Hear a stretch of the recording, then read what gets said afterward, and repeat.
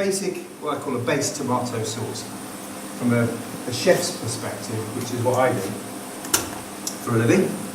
And by that I mean you can make this sauce, you can freeze it down, make it in bulk, freeze it down in little portions, and then just take one of them out, and by adding different things to it, you can turn it into what goes great with pasta.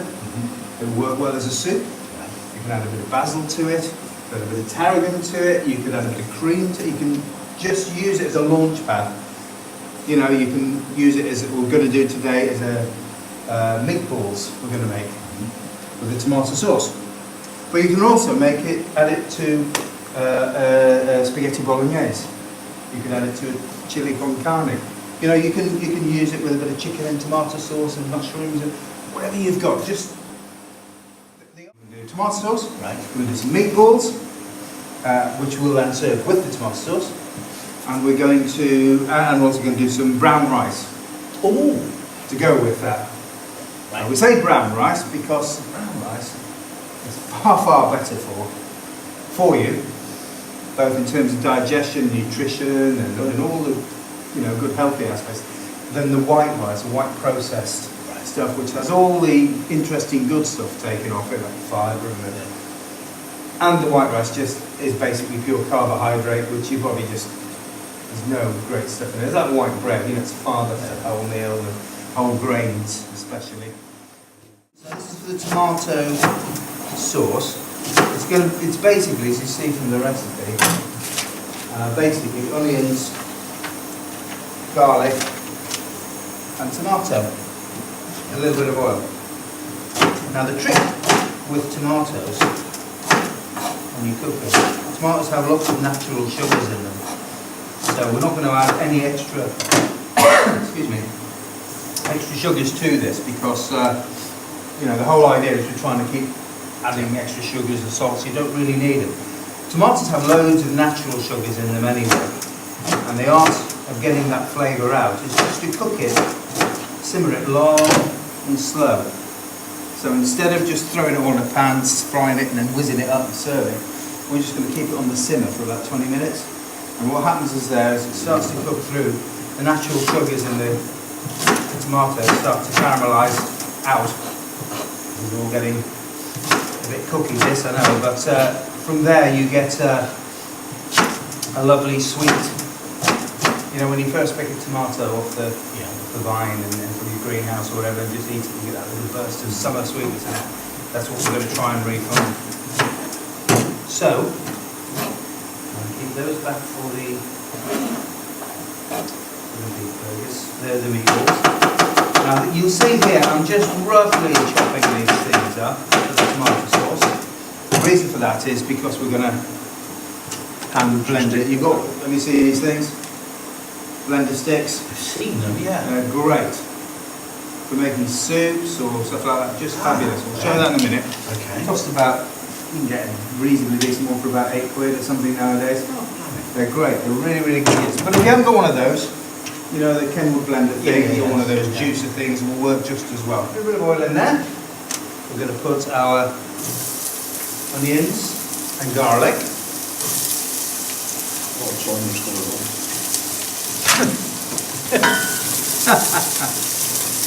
And we're just going to fry that nice and gently. Excuse me. These induction cookers are really good, and I'm still not quite got them so easy to work. So I'm trying not to burn things, because I keep getting in trouble when I burn the bottom of the pan. Right, now we're going to cook these until what they're called softened, okay? Which means still they lose their pungency. They start to get a little more translucent. Yeah. They're going brown.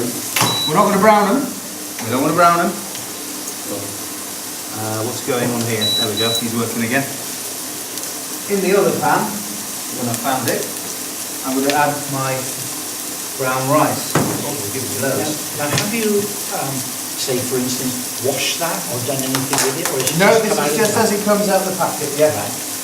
So, I'm just going to add just a teeniest little bit of oil. Whoops, all anticipated. It's goose ground. You don't have to do this, but I find that this helps the grains stay separate. Right. So those are definitely softened. They're just Got it. starting to, yeah. Yeah. Now we're going to add these bits. That's the tomato. And this is just diced tomatoes, is it? This is just a nice chopped Yeah. tomato. You can use the whole plum ones as well. It's all going to get whizzed up at the end of the day. Now, you can get these really cheap tomatoes. They're kind of alright, but these ones you can see they're sort of nice and rich and thick, and you're going to get so much more flavour, and they're not that much more expensive either. So, we've added the tomatoes. I've added a bit of stock. Right. Water. You can, if you want, add a bit of vegetable stock, give it a bit more flavour, drop a bay leaf in. If you use the stock cubes, they can be a bit salty. Yeah. So do go very carefully on it. It will give it a bit of flavour, but to be honest, they're... Right. But a bay leaf in there would be nice. Just take it out before we puree it, because they don't break out so well. We're going to cook that on for about another 15 minutes, just quite slow, 80 degrees I've got it set at. It's just going to simmer away, and that will just give it a real depth. Oh, lads, can't you go number 1, number 2 or number 3? That's what I'm on my cooker. Well, yeah, I know, yeah, you work it out. I'm sure you'll work it out. The lowest point, you just want it, if you can, every time I take it off, it goes in. But if you have a look, it's just kind of ticking over. And we're just going to leave that now. The rice is almost done. I might just add a bit more water to that in a second. In the meantime, I've chopped up my onions fine. We're going to make the beef burgers. The meatballs now in. So we've got some minced beef. We've got some finely chopped onions. And you can get these as fine as you can.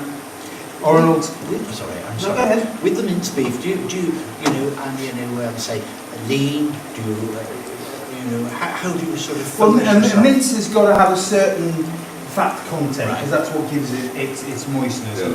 And fat, as we're probably finding out now, is not necessarily the enemy in diets. You need a certain amount of good fats in the diet. It's the salts and the sugars that are causing all the problems. So a little bit of fat, a reasonably decent, leanish mince is good. Something where you can just see a little sort of speckling of the fat in through there. You don't want it without any fat at all, because it'll be as dry as a bone when you cook it. So just a little bit. But any good butcher, this one down the road, would be able to give you... And is there any problem with mixing, let's just say, beef and pork minced together, or beef and lamb, to give it, because it comes like I like beef and lamb in a, say, lasagna type. Yeah, thing. there's no problem at all. No problem at all. Okay.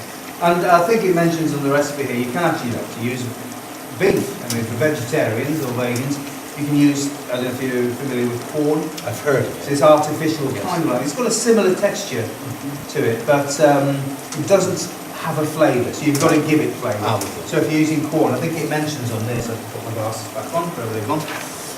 If you're going to use corn, there we go. Spice the meatballs up by adding ground cumin, coriander, chilli or paprika, especially if using corn mince, because that doesn't have a flavour per se. It's like a black canvas. The protein, so it's replacing the protein in your meal, but you've got to give it flavour rather than the beef, which brings its beefness to it. If you don't want to chop up garlic, cheese grater on this kind of setting, not that one to be too big, and it's so much easier this way. So we've minced, chop the onion, chop the garlic, got our hands in there, mix it, you can do it with a spoon if you want, but I think cooking sometimes is nice too. Now as far as flavouring that is concerned, we can add some herbs. So I'm just going to chop some parsley. So you roll. But you can use, we'll come to your question about dry herbs. The soft herbs, what I call the soft herbs, which is like parsley, tarragon, chives, basil, that kind of stuff. I don't think dry particularly well, they lose an awful lot of flavour. Whereas the firmer, the harder herbs, which are like bay leaf, rosemary, thyme, that kind of thing, ones where they're a little bit oilier, they hold the flavour so much better. So they're better dried than sorry, they're as good as dried than they are fresh, but the softer herbs tend not to. But of course, I think it's better to put something in than not at all. Yes, yes, yes. Okay, I it's see going to what add a you little mean, yes, something yes, to it. yes. If you've got the option, the fresh is always so much nicer. So, I mean, you can chop these as fine as you want. Classically in Italian cookery, it's, basil add to it, which gives it a real sort of rich flavour to it. But not cooking today.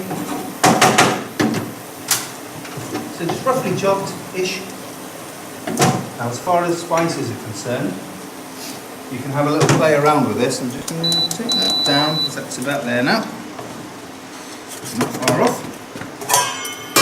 That's still just ticking away ever so nicely there. I don't know if you can detect a difference in the aromas now. Yes, you can. Yeah? Yes, yeah, you can. Garlic? Yes. Not so good. No. That's right, it's not, because it loses that pungency the more you cook it. There's a shoots in the garlic as well, and the onions. And by cooking them, you're altering their flavours, you're altering the chemistry of them. And they're losing that harshness, loses its acidity, gains the sweetness, loses that pungence that garlic and onions have, and turns into a much sweeter thing altogether. So, just allow things to cook is the thing. So, paprika, these we just kind of grab, ground coriander, ground cumin, and that's a bit of black pepper I think, yeah. Now, I don't know how much of these you like, how much you don't.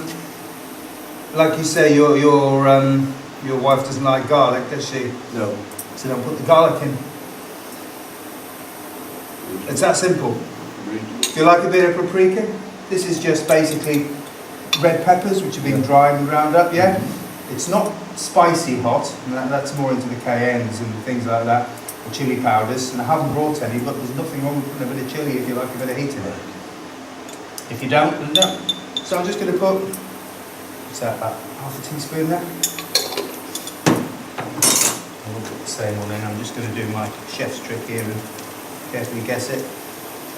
That's the coriander, which again isn't too punchy, hasn't got a lot of flavour. But Whereas this one, cumin, if you smell it, is much more pungent. Yeah? Yes. So, you've got to take that into consideration Yes. when you're adding things. Because if you put too much of that in, Yeah, that's going to overpower everything else. Yeah. So I'm just going to put a little bit, that actually just a little bit. Such a We're going to add a little bit of black pepper as well. Again, not too much. So there we go. We'll just mix all them up. I'm very much in favour of getting your hands involved in these things. Absolutely. Because when you're doing that, and all I'm doing is just kind of squeezing that. So, what we're going to do now, chaps, let's get these meatballs on the way. I'm just going to very lightly grease this tray. Let's just make them a wee bit smaller so they cook a wee bit quicker. And then just into balls like that. It's literally that simple, just squeeze it together so it holds together nicely. So we've got flours, two types of flour, the wholemeal and the white flour. The reason why we're not using complete wholemeal flour, the reason why we're using a 50-50 mix, is it'll make the muffins a little bit lighter. If you use completely wholemeal, like a wholemeal bread can be quite stodgy and heavy, can't it? Very. Indeed. Whereas white bread is kind of devoid of any kind of nutrition, well, not particularly great. So by using a 50-50 mix, you're hopefully getting the best of both worlds. Flours. We've got a bit of soft brown sugar. We've got some vegetable oil, there he is. And we've got 2 medium eggs. We have 2 medium eggs, look at that, it's all working well today, isn't it? We have some milk, which is here, and we have some raspberries, which is just over there. So the flour we sift into a bowl. So here's a bowl, we're sifting the flour. The reason for this just helps it all break up. So when we're going to mix it, it'll be a nice smooth even mix rather than with bits of lumps and what have you in it. A lot of flours you buy nowadays, you might find they'll say no need to sift on them because they've really sort of worked it out how to package these things now. But it does no harm. It's one more, so that's air into it, doesn't it?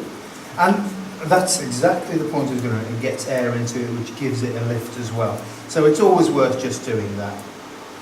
So it's not necessarily to get things out, because obviously we want all that wholemeal stuff in there, which didn't go through the sieve, but it feels really soft and aerated now. So I'm not going to mess with that too much. We'll start knocking the air out of it. We're going to beat the egg in another bowl. We'll use that bowl there.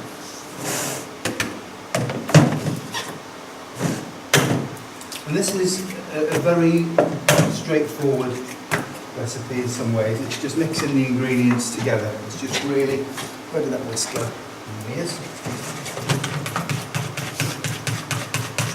And then we're going to add sugar, oil, egg and milk all into the flour, and then we're going to mix it all up together.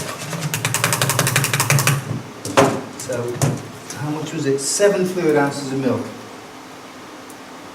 7 fluid ounces is about 3/4 of a pint, isn't it? Right. So we'll do that. It says just add it all together, doesn't it? So let's put that in there.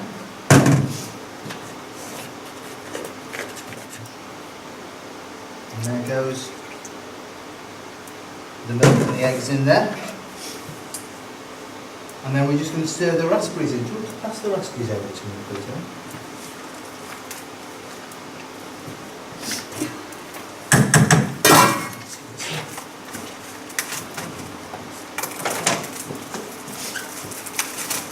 We'll pop them all in. What weight is this? 3 ounces of frozen or canned raspberries. There we go, 3 ounces, isn't it?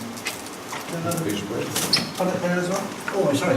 That's quite all right. They didn't look, oh, see what they are. I thought they were something totally different. No, they are. There's one in the package still. Thank you, sir.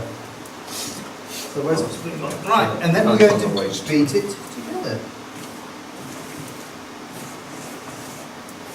And it's as simple as that, just to get a nice smooth batter. I'm not going to hammer it too hard because we want to try and keep the air in there. And what, Sorry, go ahead. how do you know that the raspberries sit sort of all the way through it?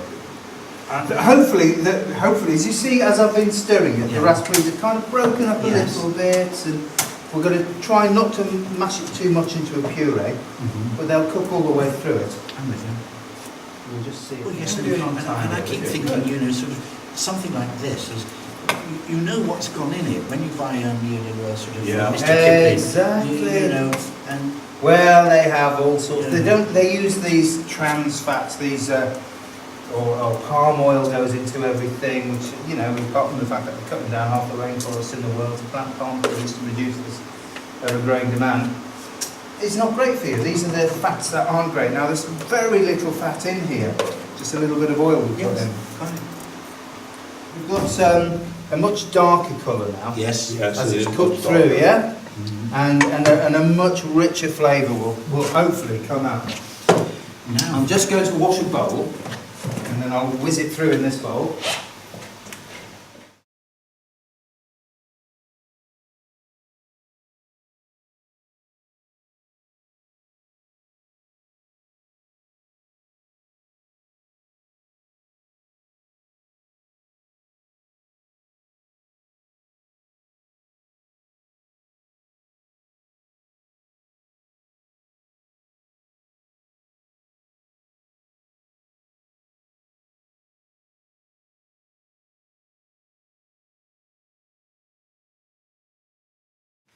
There's meatball heaven. well, I'm down. And I'll be blowing. Now, there is a little bit, not too much fat. I'm going to add a bit of that to that. Because there's a lot of flavour in there that we want to keep as well, isn't there? Yeah? Now, that garlic, that's not the slow cooking of that garlic. That's right. This will be a little bit more punchy. But just to make absolutely sure, you want to make sure that they're cut all the way through. That's perfect there. Want to try one, chaps? Oh, yes. Without the sauce first? After you try. Oh, I was going to take the whole thing. no, do it. They smell good. They do rather, don't they? They come Yeah. through. I'm just going to do a quick check on them. Yeah.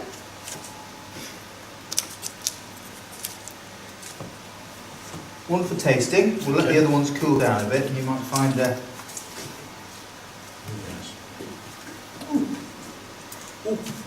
they are hot. They are. I gave them a while. Even my asbestos fingers. Yeah, you do tend to get some heat-resistant fingers after a while. You learn it after a while, yes. It all Yeah. comes together.